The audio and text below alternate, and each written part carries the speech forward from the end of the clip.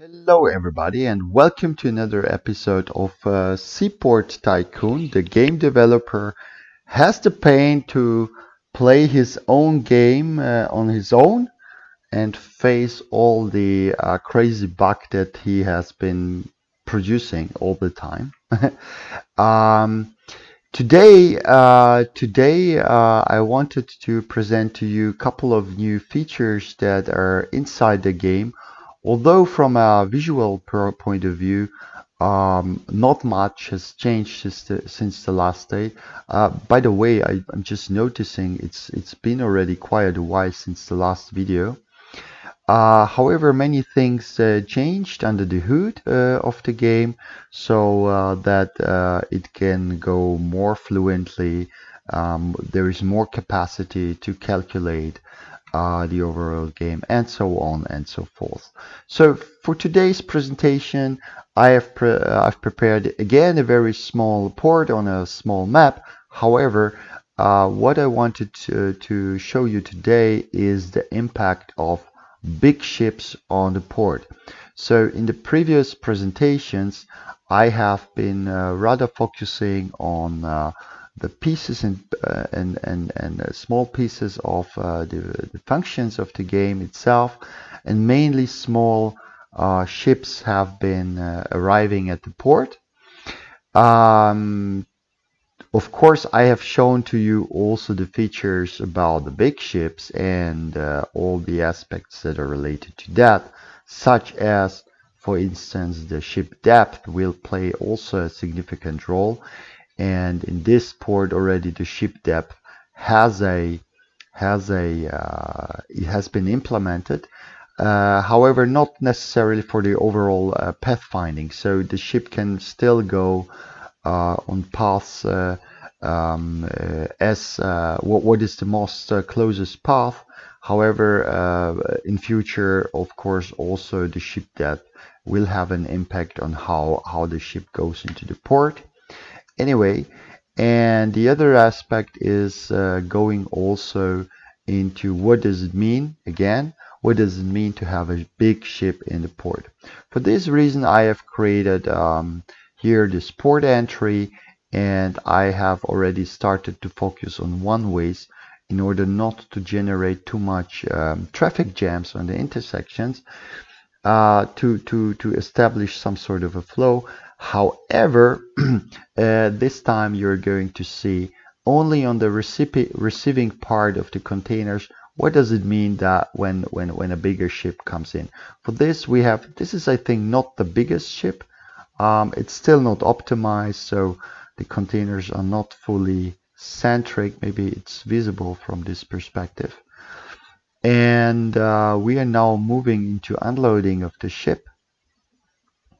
So the cranes are already doing the job. For this purpose, I have generated the first line of, oh yeah, this is a very nice bug here, this white cube.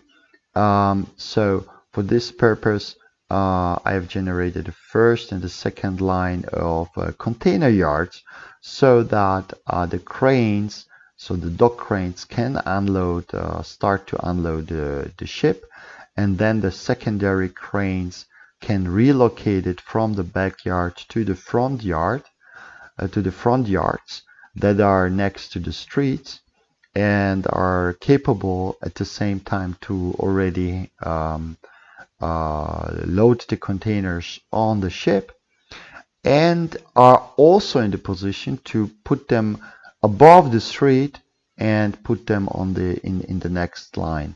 So as you can see, that this is very much about, okay, the containers are being unloaded and then we need to take them out away from the ships and put them into locations where they are very easy accessible for the trucks that are incoming.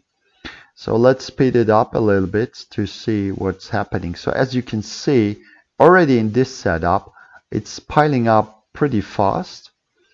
And I am still not done with this container ship, because there are of course hundreds of containers and the trucks are coming in. They're they're being loaded, and here they are queuing up to pick up the load.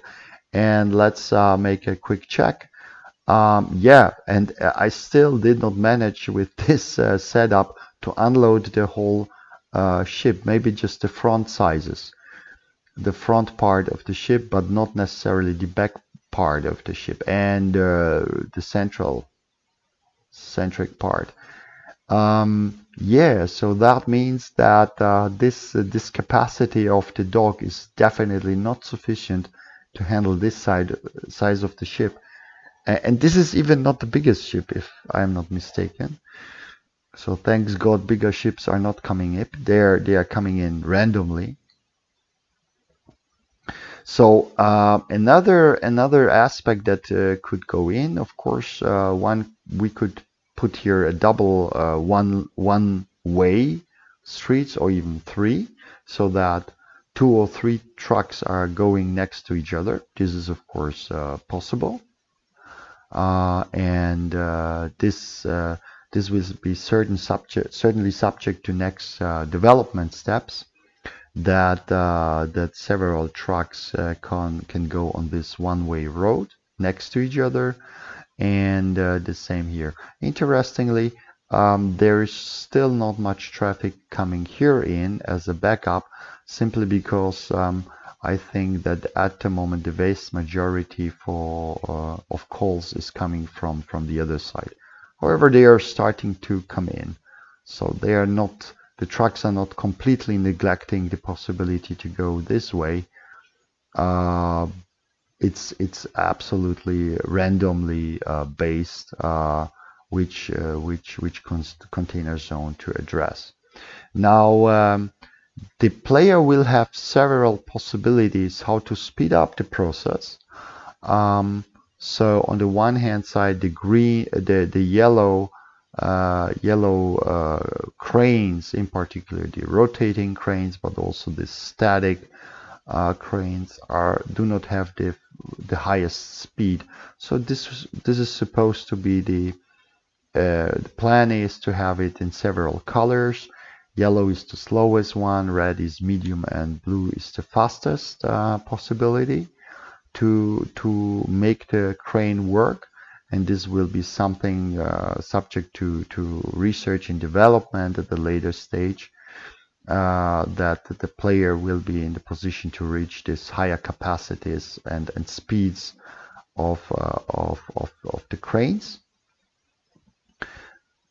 The other aspect is we can also play a little bit. So I stop it here for a second, and I could arrange here an incoming belt. I played already with it in the previous presentations, but I think for bigger developments, for bigger ports and bigger ships, this will be an absolute must-have. Is that the player goes for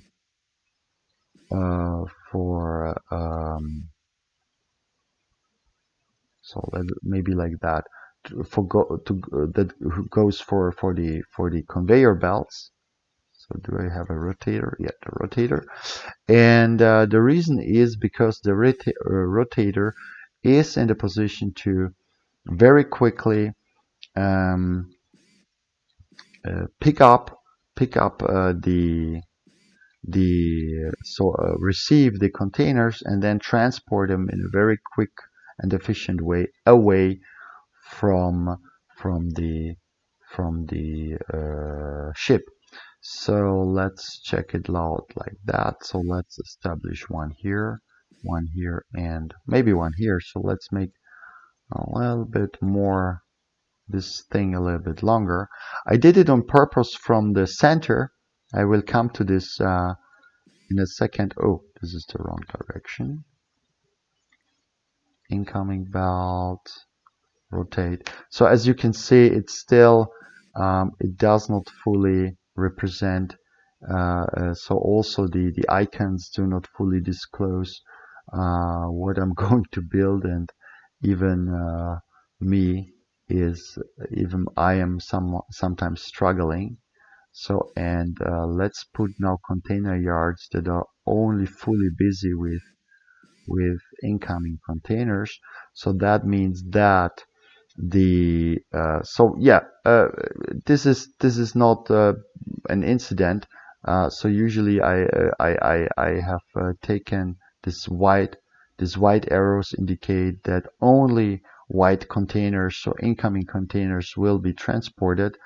And here, looking at the colors, this is a mixed one, but following the logic, what is going to be placed there, of course, this is here logically also white containers should come in. So they have been placed. They should now go into it, and voila!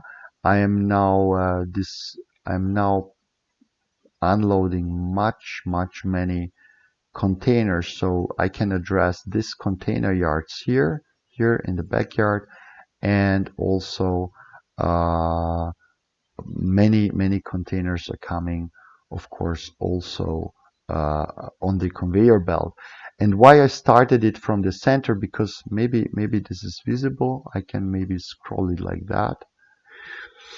As you can see, it's so fast that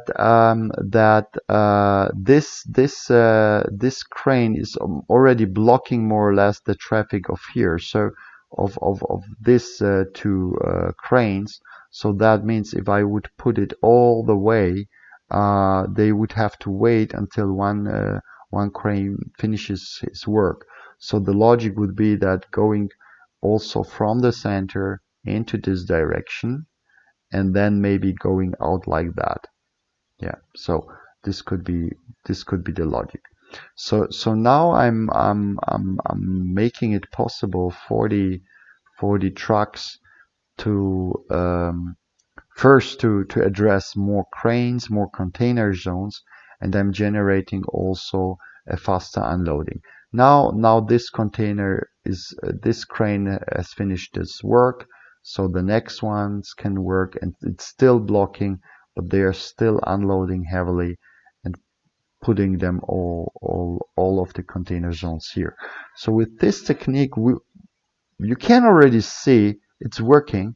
So I managed to unload the front side of the ship, but the back side is, yeah, not touched.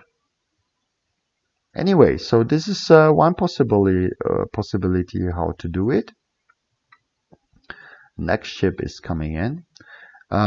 These cranes are working nicely because they are emptying the conveyor belt to the uh, container yards here, and still I have gaining so I'm gaining time, so to say, and the capacity for the and these containers are now can now easily wait for the loading of the next for the arriving of the next truck. Now the other thing is, of course, I have a big traffic jam and queue here, so eventually another proposition would be to open further streets into the outside world that can receive more trucks, and then can go and pick up the containers. uh, I will not do it here, simply because my road network is still not ready to handle that. So this is now for the showcase to do it like that. Now I could now move the next. I have still another road here, so I could also place here on this side the cranes, and do the job on this side, and respectively move from the other side to this. And it seems to face already some balance, so I was capable. This setup is already capable to do the job also on the second ship. The Yeah, so it's getting better and better, and then next ship will come, and the workload it's getting into some it's getting balanced out. Notice this is just for the incoming containers. That means that it requires to be more or less double the speed, given that also that there should be also trucks that are bringing in containers, and I should bring the containers on the ship itself. So it remains challenging, especially for the bigger ships. Um, in previous videos, I was focusing more on smaller ships, and I'm quite sure in the next upcoming videos it will be still also a big part of that. But now, how does it look with big ships that are coming in? And which impact do they have? It will require a bigger setup in the backyard to handle everything right in time so that the incoming ship can be unloaded and loaded at one at the same time at the moment. And I have to say it also very frankly from my side. I'm still learning also on my side, and it's pretty impressive or complex how to solve this issue. So something to play around, to do some micromanagement, to balance out one particular dock that has in its backyard capacities to store the containers, and of course then the overall network that will handle the trucks. I hope in the next episodes I will be in the position to show you also more. At the moment, game developments is still in progress, and I really hope you like the development, and I hope that you follow the overall game development. Comment, subscribe, thumbs up will help to boost also the popularity of the game. And yeah, I hope to see you soon in the next video. I hope it will not take that much time to record the next video. Um, and we will stay simply in touch in that way. So thank you very much for watching, and have a great day. Thanks. Bye.